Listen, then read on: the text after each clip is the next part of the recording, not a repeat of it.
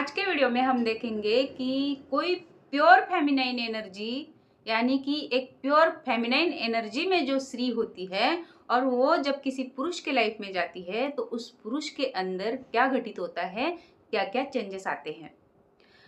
जैसे कि आप लोगों ने नोटिस किया होगा कि स्त्रियों को हमेशा दबाया गया है, उनको हमेशा संस्कारों में रखा गया है, उनको ये समझाया गया है कि ऊंची आवाज़ में बात नहीं करना, हमेशा सब बड़ों की सुनना, पति की बात मानना, है ना। यही सिखाते हैं ना हम लोगों को बचपन से।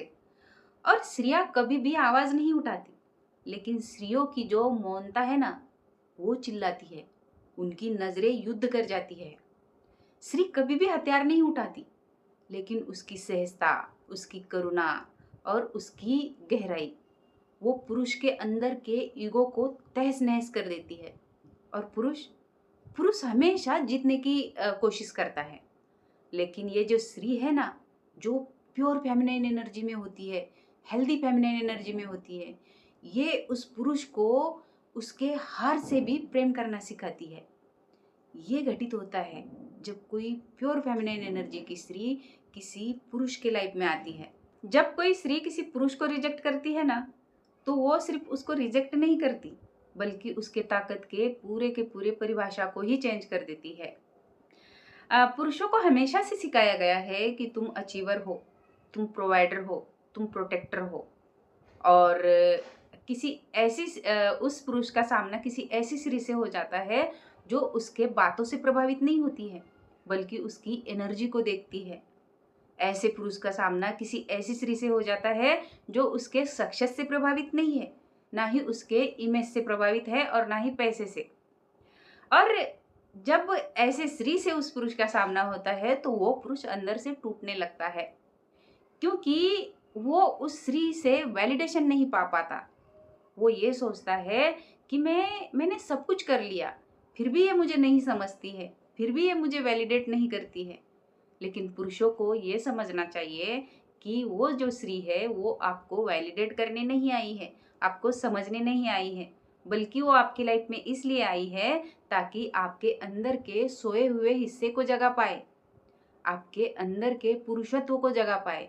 जो प्योर मैस्कुलाइन एनर्जी जो आपके अंदर सोई पड़ी है, उस एनर्जी को जगा पाए।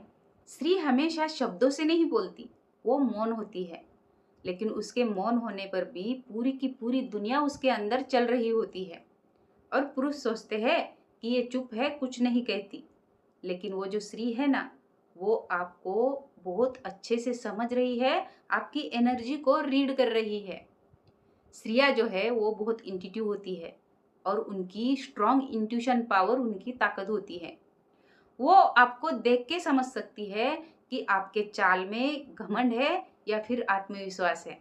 आपकी मुस्कुराहट से आपको समझ सकती है कि आपके मुस्कुराहट में कामुकता है या फिर करुणा है। वो आपके स्पर्श से समझ सकती है कि आपके किए गए स्पर्श में इच्छा है, लस्ट है या फिर प्रेम है। और ये इंट्यूशन पावर, ये जो एनर्जी को स्त्री रीड करती है और उसकी स्ट्रॉन्ग इंट्यूशन पावर जो है, वही स्त्री की असली ताकत है। कुछ पुरुष स्त्री को वस्तु समझने लगते हैं और वस्तु समझ के उसको पजेस करना चाहते हैं, उसके ऊपर कंट्रोल पाना चाहते हैं। लेकिन स्त्री जो है ना, वो वस्तु नहीं है, वो एक ऊर्जा है। और ऊर्जा को आप जितनी खुली हथेली में रखोगे, उतनी ही वो स्थिर रहेगी। अगर आप उसको हथेलियों में बंद करना चाहोगे ना, वो उतनी आपके हाथ से फिसलती जाएगी। जैसे कि हम रेत को हथेली में रखते हैं, खुली हथेली में रखते हैं, तो रेत जो है वो स्थिर रहती है। अगर हम रेत को मुट्ठी में बंद करना चाहते हैं तो रेत हमारी मुट्ठी से फिसल जाती है। वैसे ही स्त्री को अगर पाना चाहते हो तो अपनी हथेलियां खोल दो, वो अपने आप आपके हथेलियों में उतर आएगी। स्त्री शांत है, चुप है, आपके सामने झुक रही है, तो आप उसको कमजोर समझने लगते हो। लेकिन ये जो है सबसे बड़ा भ्रम है आप लोगों का कि स्त्री कमजोर है।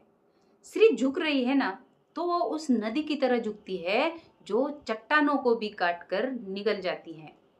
और आपको लगता है कि सब हमारे कंट्रोल में है, सबको हमने अपने कंट्रोल में रख रखा है।